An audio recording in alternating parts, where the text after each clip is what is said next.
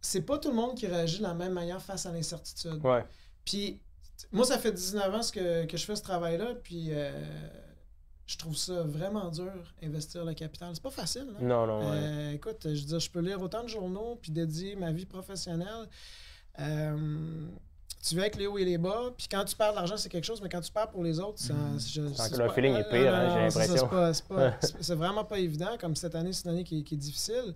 Mais quand on parle avec les gens, je réalise qu'il y a des gens que leur ADN, leur tempérament, je veux dire, conjugué avec l'incertitude, ça les rend tellement insécures que peut-être ils vont avoir un portefeuille trop conservateur. Tu vois, cette jeune fille-là de 23 ans que je lui ai parlé, ça m'a pris une demi-heure, pas plus, hein, une demi-heure.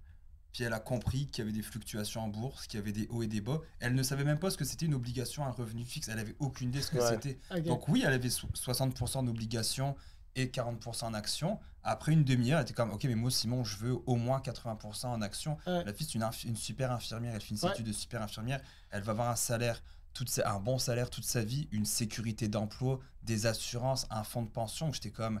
Le conseiller pour moi qui lui a fait ça, j'étais pas là, mais elle, ce qu'on lui a dit, c'est « T'es-tu prête demain à perdre 50% de ton portefeuille ?» Elle a répondu aux questions, elle a dit tout le monde. Non, pas partout.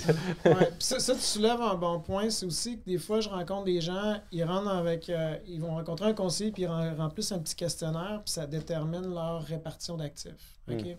Sans prendre en considération tout l'écosystème de leur réalité financière. Fait que si, c'est sûr que, comme tu dis, quelqu'un qui a un tempérament conservateur, mais si à la base, dans son patrimoine, elle a une résidence principale, elle a peut-être un duplex, elle a un fonds de pension, bien, son placement qu'il est en train de faire avec nous, il faut lui dire, bien, dans tout ton écosystème, la majorité de tes actifs sont déjà assez conservateurs. Ouais.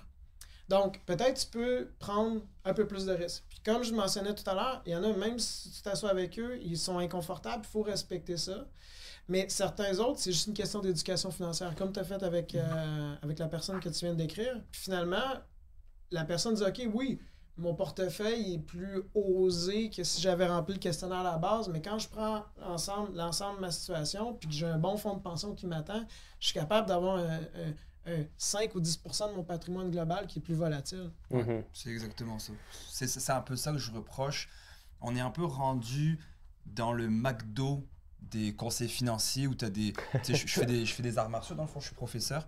Puis je viens du milieu, je viens du karaté. À 4 ans et demi, j'ai commencé le karaté. Nous, en France, quand tu as une ceinture noire de karaté, c'est de shit. Là, tu passes devant, tu as un brevet d'État au niveau du gouvernement. Ici, au Québec, c'est pas légiféré. C'est pas... Il n'y a rien. Il n'y a pas de politique là-dedans. Il n'y a pas de fédération. En tout cas, c'est un peu boboche. Toi puis moi, demain, là, vous deux, là, vous connaissez en karaté. Je vous demande 2-3 trucs. Demain ou dans 1 an, vous partez votre propre club de karaté. Puis vous pouvez vous faire des milliers de dollars. Et j'ai l'impression que maintenant, ça va très vite pour devenir conseiller. Et pour vendre à tout prix, ben on va faire des McDojo. Donc, on va dire, c'est comme ça qu'on appelle les clubs de karaté qui sont un peu boboches, les McDojo.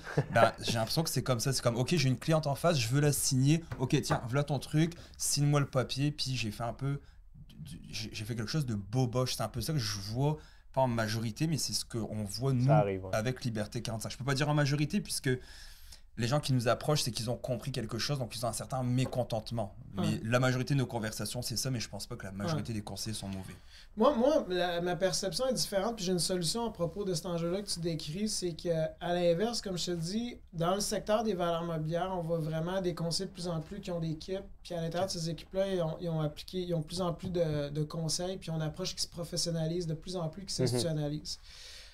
Donc moi, de mon côté, je vois un peu l'effet inverse. Moi, je dirais la solution, c'est, là encore, j'en reviens avec mon exemple d'immobilier. Si quelqu'un a 100 000 $ puis veut s'acheter une propriété, là, avant d'envoyer le 100 000 chez le notaire, là, il va faire un due diligence. Il va regarder les propriétés à vendre dans le quartier, il va faire des prix comparables. Il ne va jamais acheter la propriété juste à cause qu'il a vu l'annonce sur le site d'un agent. Il va aller sur place. Il va payer un inspecteur, même s'il n'est pas certain d'acheter la maison. Puis si l'inspecteur dit hey, « tu devrais vérifier telle chose », il va aller jusqu'au fond des choses. Donc, quand il va faire son dépôt de 100 000 $, ben, il aura vraiment dit « j'ai fait le maximum que je pouvais pour m'assurer que mon choix, c'était le bon ». Quand j'ai commencé dans l'industrie, j'étais surpris de voir à quel point les gens, même 100 000 $, quand c'est plus en valeur immobilière, mais mobilière en placement, le processus, il était complètement différent. Ah ben, je fais affaire à telle succursale, puis on m'a présenté ce conseiller-là, ou j'ai demandé une référence à ma famille avec qui ils font affaire. Puis moi, ce que je dirais aux gens, je dis, si vous commencez à prendre au moins le temps de rencontrer divers intervenants, vous allez voir une différence dans le discours.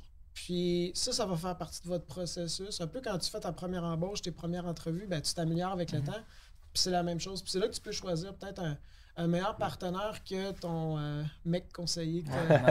C'est très bon, je suis d'accord avec toi.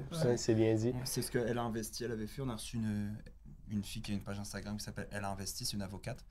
Puis elle, ce qu'elle a fait, elle a rencontré 3 conseillers financiers. Du moins, oui. Puis elle en a choisi un. Exact. C'est une bonne idée. C'est comme tu mentionnais aussi, c'est que c'est pas juste un ou l'autre, ça peut et ou. Tu peux essayer de faire ton propre éducation avec pas ton propre argent, puis